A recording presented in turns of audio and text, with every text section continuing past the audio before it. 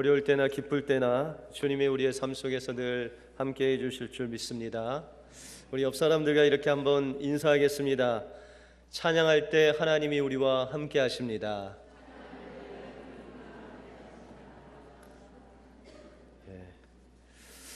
오늘 선교회별로 찬양대회가 있죠. 여러분들 찬양할 때 하나님의 임재를 맛보는 귀한 시간이 되시기 바랍니다. 세계적으로 유명한 무디 목사님의 동역자인 찬양사역자 생키라는 선생님이 계셨습니다.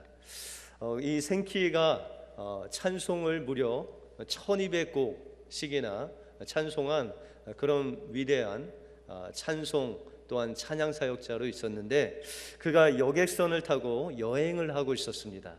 근데 그 사진이나 매스컴을 통해서 이 생키 선생님을 본 많은 사람들이 이 생키 선생님에게 와서 선생님이 작곡한 선한 목자 되신 주여라는 그 찬양을 한 번만 꼭 불러달라고 그렇게 부탁하는 것이었습니다.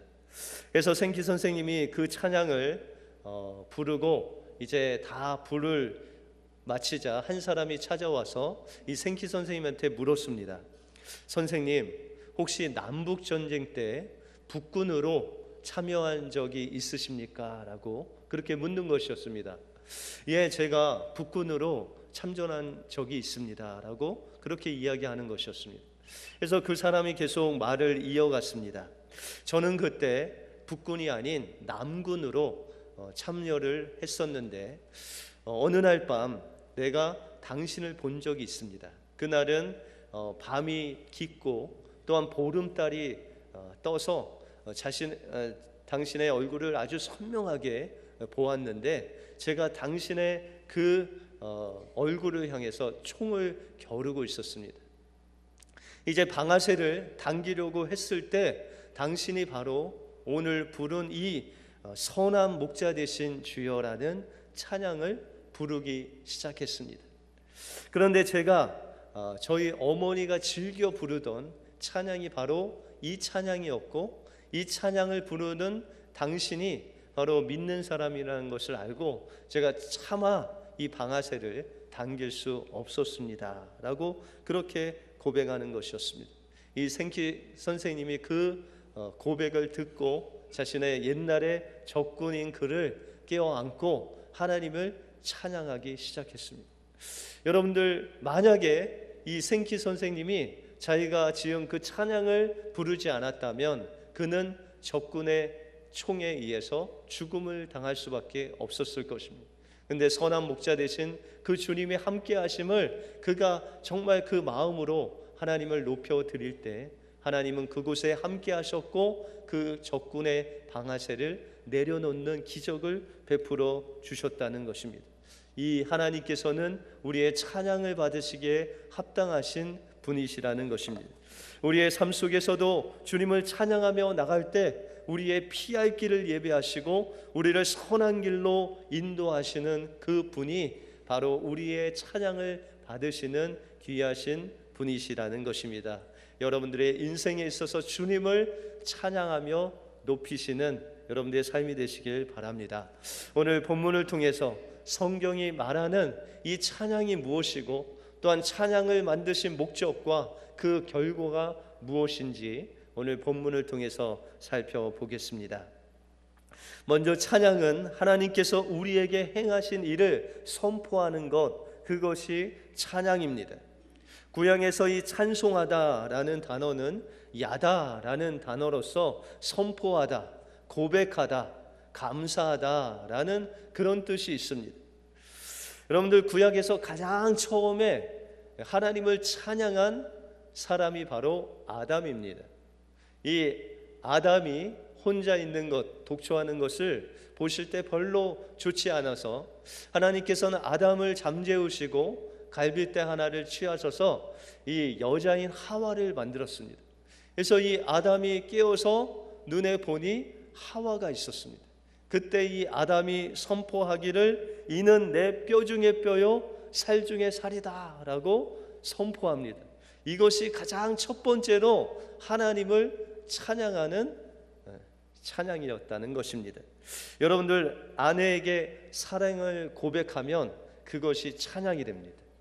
여러분들, 남편이 또한 아내가 남편에게 존경을 표할 때, 칭찬을 할 때 그것이 바로 찬양이라는 것입니다. 왜냐하면 이 남녀를 부부로 삼으신 분이 하나님이시기 때문에 그 아내와 남편을 칭찬하고 높이는 것이, 사랑하는 것이 바로 하나님을 높이는 찬양이라는 것을 아시고 오늘 집에 가셔서 서로 찬양하시기 바랍니다. 사랑한다고도 고백하시고 또 칭찬도 해주시길 바랍니다.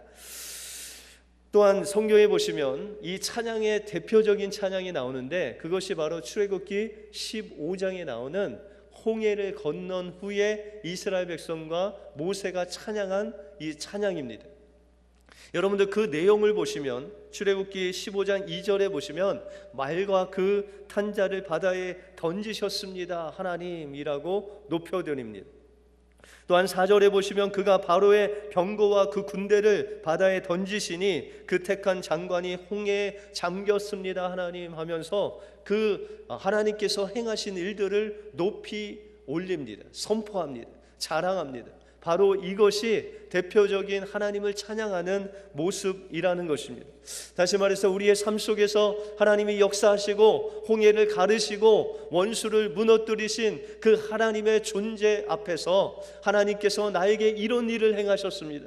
내가 어렵고 힘들 때마다 하나님이 찾아오셔서 하나님께서 이렇게 나를 도우셨습니다 라고 고백하는 것이 바로 하나님을 높여드리는 찬양이라고 말씀하고 있습니다. 우리가 요한복음 4장에 보시면 사마리아 여인이 나옵니다. 이 사마리아 여인이 사람들을 피해서 아주 정오에, 해가 쨍쨍 내리쬐는 그 정오에 사람들이 아무도 없는 그곳에 이 우물가에 갑니다. 그런데 마침 예수님께서 그곳에 있으셨습니다. 그래서 이 사마리아 여인이 예수님을 만나 이야기하는데 예수님께서 정말 자신의 인생의 비밀들을 이야기하면서 자기가 고민하고 자기가 그렇게 기다렸던 메시아가 누군가를 예수님을 통해서 알려주시는 것입니다. 그래서 이 여인은 예수님이 메시아라는 것을 알고 자기가 가지고 온 물동이를 던져버리고 이 동네 사람들에게 뛰어갑니다. 여러분들, 동네 사람들을 피해서 온 이 사마리아 여인이 이제 다시금 이 많은 동네 사람들에게 뛰어가서 내가 예수님을 만났다는 것입니다. 메시아를 만났다는 것입니다. 우리의 조상들이 그렇게 기다렸던 메시아가 바로 이곳에 오셨다는 것입니다. 자신의 비밀을 이야기하고 자신의 그 인생의 해답을 주신 저분이야말로 우리를 구원하실 메시아라고 전했을 때 많은 사람들이 예수님께 가서 예수님의 복음을 듣고 그들이 거듭나고 주님께로 돌아오는 놀라운 역사가 일어났다는 것입니다. 다시 말해서 우리의 삶 속에서 역사하신 그 주님을 사람들에게 선포할 때 그 사람들이 주님께로 돌아오는 놀라운 역사가 바로 찬양의 역사다라고 말씀하고 있다는 것입니다. 대중음악 작곡가로 유명한 조음파 씨가 그는 예수 믿기 전에는 이 종교는 인간이 만들어낸 것이다, 인간이 만들어낸 허구라고 생각하고 그의 어머니와 그의 동생들이 그렇게 절실하게 그들을 전도했음에도 불구하고 그들의 그 전도를 만류하면서 심지어는 그들을 꾸중하기도 했다고 합니다. 그러다가 어느 날 그의 아버지가 갑작스럽게 교통사고로 죽음을 맞이하게 되고 그는 그 아버지를 잃은 슬픔보다도 그 죽음 앞에서 인생의 허무함과 또한 인생의 그 좌절을 맛보게 되었습니다. 그러면서 그 마음속에 그는 진지한 질문이 생겼습니다. 정말 인생의 진정한 의미는 무엇인가? 정말 인생은 죽음 앞에서 늘 그렇게 두려워하며 사는 그런 존재인가? 라는 그런 마음속에 깊은 생각이 있었습니다. 그는 대중음악으로 아내에게 바치는 노래, 날개, 옥경이, 칠갑상 등을 발표하면서 많은 사람들에게 그의 이름은 알려졌고 경제적으로 풍족하게 살 수 있게 되었습니다. 그러나 그 마음속에 늘 죽음에 대한 공포와 두려움이 그에게 있었습니다. 그는 80년대 초에 개인 사정으로 그 혼자 하숙 생활을 하게 되었답니다. 그런데 그 하숙을 하는 그 집주인이 독실한 크리스찬으로서 장로님이셨다고 합니다. 근데 그는 어느 날 새벽에 깊은 고민 속에 잠을 뒤척이다가 이제 화장실을 가려고 나왔다고 합니다. 그런데 이른 새벽인데도 불구하고 장로님과 그 장로님 아내 권사님이 막 울부짖으면서 기도하는 그 기도 소리를 들었습니다. 근데 그 기도 소리를 자세히 들으니 다른 기도 소리가 아니고 이 조음파 선생과 그 가족을 위해서 이 장로님과 권사님이 잠을 주무시지 않고 그 새벽에 울면서 부르짖는 것이었습니다. 그 소리를 듣고 그는 충격을 받았습니다. 아니, 이 이른 새벽에 잠 안 자고 기도하는 것도 신기한데 다른 사람이 아닌 나를 위해서, 내 가족을 위해서 기도하시는 저분이 믿는 하나님은 어떤 하나님인가? 그렇게 생각하면서 불현듯이 지금도 자기를 위해서 그 교회당에서 무릎을 꿇고 하나님께 기도하시는 그 어머님의 모습이 생각났습니다. 그는 그의 마음이 막 무너지는 것 같았습니다. 그리고 하염없이 눈물을 흘리다가 그 다음 주일날 장로님과 함께 교회를 나가게 되었습니다. 그 후에 그는 하나님의 말씀을 통해서 그의 인생의 목적이 무엇이고 또한 그에게 있어서 죽음의 의미가 무엇이고 바로 하나님을 통해서 주시는 그 영원한 생명이 무엇인지를 알게 되었습니다. 그 이후로 그 마음속에 죽음에 대한 두려움이 사라지고 하나님께서 주시는 기쁨과 그 즐거움이 넘쳐서 그는 하나님 앞에 진정한 회개를 올리고 자기에게 잘못한 사람을 용서하고 자기가 아픔을 준 사람을 찾아가서 화해하는 놀라운 하나님의 역사를 맛보게 되었다고 그는 간증하고 있습니다.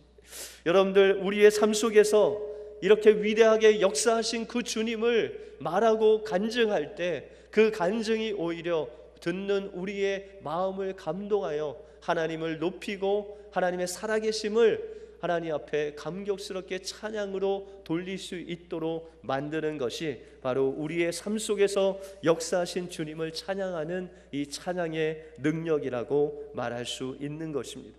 그러므로 우리의 삶 속에서 우리가 정말 하나님의 찬양이 되기 위해서는 하나님께서 여러분들에게 행하신 그 하나하나 역사하신 그 놀라운 역사를 하나님 우리의 삶 속에서 고백하고 간증하고 선포할 때 하나님께서는 찬양의 능력으로 평안과 또한 진정한 기쁨을 여러분들에게 주실 것입니다.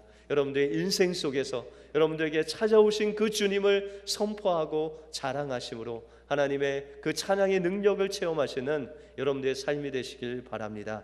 다음으로 찬양은 인간을 지으신 하나님의 목적이라고 말씀하고 있습니다. 오늘 본문에 보시면 이 백성은 내가 나를 위하여 지었나니 나의 찬송을 부르게 하려 하심이라고 말씀하고 있습니다.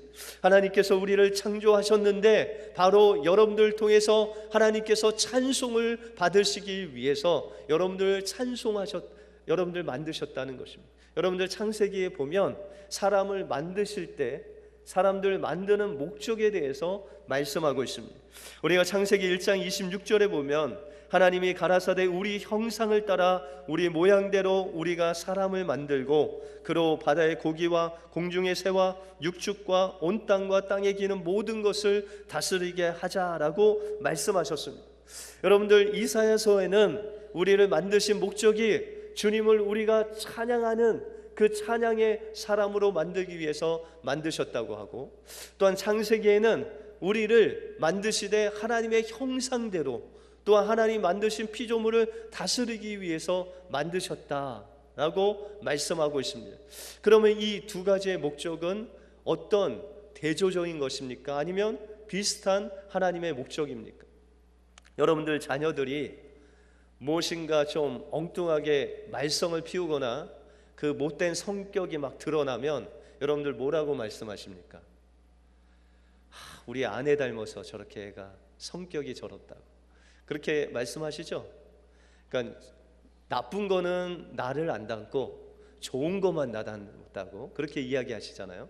근데 아이가 나가서 뭐 학교에서 뭐 상을 타거나 아니면은 뭐 시를 아주 잘 써갖고 뭐 발표를 한다거나 아니면 좋은 대학에 들어갔던지 아니면은 직장에 들어갔는데 정말 사람들이 부러워할 정도로 좋은 직장에 들어가면 그를 통해서 누가 높임을 받죠? 부모님 두 분 다 높임을 받습니다. 여러분들 사람들은 얘기를 안 해도 이 자녀들이 잘 되는 것을 보고 그 부모님의 마음은 말할 수 없는, 누구한테 막 자랑은 못해도 그 마음 깊은 곳에서 자랑이 이렇게 나옵니다. 바로 이것이 하나님께서 우리를 향해서 원하시는 찬송이 되게 하려 하심이라라는 하나님의 말씀이라는 것입니다. 여러분들의 이 땅에 살아갈 때 하나님께 정말 영광 돌리고 여러분들의 신앙생활 잘하고 정말 한 말씀 한 말씀으로 살려고 몸부림칠 때 하나님께서는 여러분들 보실 때 그 마음속에 여러분들 향한 그 자랑이 막 솟아난다는 것입니다. 바로 그것이 바로 하나님께서 여러분들을 지으신 목적이다라고 말씀하고 있다는 것입니다. 두 번째로는 그것이 이제 하나님의 형상대로 여러분들을 지으셔서 여러분들을 자랑하게 하는 것이 찬송이라면, 두 번째 창세기에 나타난 여러분을 통해서 피조물을 다스리도록 만드셨다는 것이 하나님을 찬양한다는 의미가 있다는 것입니다. 그것은 뭐냐면, 먼저 하나님께서 여러분들 만드시고 여러분을 통해서 피조물을 다스리려고 하셨지만, 먼저 우리가 피조물을 다스리기 위해서는 여러분들이 하나님의 자녀가 되어야 되고, 하나님의 자녀가 된다는 것은 하나님의 통치함을 받는 사람이 된다는 것입니다. 다시 말해서 여러분들이 먼저 하나님께 다스림을 받을 때 하나님의 찬송이 된다는 것입니다. 아브라함이 창세기에 보시면은 가나안 땅에 이제 하나님의 인도하심을 받아서 그곳에 살았습니다. 그런데 하나님께서는 이 아브라함에게 풍성한 것을 주셔야 될 건데 그에게 더욱 기근을 주셨다고 합니다. 여러분들 예수 믿으면은 좀 더 예수 믿기 전보다 잘 살고 잘 되고 형통하는 것이 하나님의 뜻 같은데, 때로는 예수 믿고 나서 더 어려움을 당할 때가 있습니다. 예수를 믿고 나서 가정에 문제가 생기고 직장에 문제가 생기고 자녀들에게 문제가 생길 때가 있다는 거예요. 그런데 하나님께서 그 문제를 통해서 우리에게 그 문제를 주시는 그 목적은 바로 하나님께서 그 어려움까지도 하나님 앞에 의지하고 하나님의 다스림을 온전히 받기 위해서 하나님께서 그 어려움을 허락하신다는 것입니다. 이 아브라함이 그런 기근과 어려움 속에서도 하나님을 의지하고 나갈 때 그의 삶을 복되게 하셨습니다. 그런데 하나님께서 25년 만에 그 100세가 되던 해에 주던 그 이삭이 이제 10살, 11살, 12살 이렇게 컸습니다. 그런데 그 이삭을 번제로 드리라는 거예요. 여러분들 사람을, 그것도 가장 사랑하는 아들을 번제로 어떻게 드립니까? 그런데 하나님께서는 이 아브라함을 시험하셨다라고 말씀하고 있습니다. 이 아브라함이 정말 하나님께 전적으로 다스림을 받는지 그렇지 않은지를 보시기를 원하셨다는 것입니다. 아브라함은 밤새 잠을 못 잤지만 그러나 하나님의 말씀에 의지해서 이 이삭을 하나님 앞에 드리기 위해서 3일 길로 가서 그 모리아 산에서 이삭을 하나님 앞에 드리려고 합니다. 그래서 칼을 들어 그를 치려고 할 때 주님께서 급하게 부르십니다. 아브라함아, 아브라함아, 이제 내가 나를 경외하는 줄 알겠다 라고 말씀하시면서 그 옆에 있는 숯불에 걸린 수양을 예비하시는 여호와 이레의 하나님을 만나게 하십니다. 여러분들, 아브라함이 이삭을 드리기까지 하나님을 경외한 것이 바로 하나님께 다스림을 받는 그의 삶을 통해서 하나님 마음속에 이 아브라함이 드디어 나의 자녀로서 나의 자랑이 됐구나, 나의 다스림을 받는구나, 나의 진정한 아들이다 라고 하나님께서 그 마음속에 자랑하시는 하나님의 찬송이 바로 아브라함이 되었다는 것입니다. 이 삶을 하나님께서는 원하신다는 것입니다. 그러므로 우리의 삶 속에서 여러분들 어떠한 상황 속에서도 하나님의 다스림을 받을 때 하나님께서 여러분을 보시고 그래 내가 나를 경외하고 나를 사랑하는 줄 이제야 알겠다라고 말씀하시는 주님의 기뻐하시는 모습이 여러분의 삶에 임할 줄 믿습니다. 여러분들 삶 속에서 하나님의 다스림과 또 하나님의 영광을 드러내므로 하나님의 칭찬을 받으시는 여러분들의 삶이 되시길 바랍니다. 그러면 이 찬양의 삶을 통해서 하나님께서는 우리는 찬양의 삶을 살고 그러면 이 하나님께서는 찬양의 삶을 통해서 우리에게 주시는 그 하나님의 능력은 무엇입니까? 먼저 하나님께서는 이 찬양의 삶을 통해서 악의 세력을 무너뜨리시는 놀라운 능력을 우리에게 베풀어 주십니다. 여러분들 다윗은 찬양의 사람이었습니다. 그는 어린 나이에 이스라엘 군대가 두려워하는 그 골리앗 앞에서도 하나님을 찬양했습니다. 그가 골리앗에게 나아가 선포하기를 너는 칼과 창과 단창으로 내게 오려오거니와 내 만군의 여호와의 이름으로 내가 너에게 가노라 하면서 그가 가지고 있던 물맷돌로 그의 얼굴을 향해서 던질 때 그 물맷돌이 그 이마에 꽂혀서 그 골리앗이 무너지게 됩니다. 여러분들 다윗이 능력이 있어서 골리앗을 이겼습니까? 아닙니다. 주님의 이름을 선포할 때 하나님이 다윗과 함께 하셨고 그 다윗과 함께 하신 그 하나님의 능력이 바로 이 골리앗을 한 번에 무너뜨리는 놀라운 역사가 일어나게 되었다는 것입니다. 여러분들 삶 속에서 하나님을 의지함으로 다윗과 같이 주님의 이름을 선포하며 나갈 때 여러분들 통해서 악의 무리가 무너지고 하나님의 역사가 일어나는 그 능력을 체험하게 된다는 것입니다. 또한 찬양의 삶을 통해서 하나님은 우리의 영육을 치료하시는 놀라운 은혜를 베푸신다는 것입니다. 다윗이 악신이 들린 그 사울 왕에게 찾아가서 수금을 타며 하나님을 찬양했습니다. 그곳에 하나님께서 함께 하심으로 악신은 두려워서 떨려 나가버리고 그 사울의 그 머리가 상쾌해졌다라고 말씀하고 있습니다.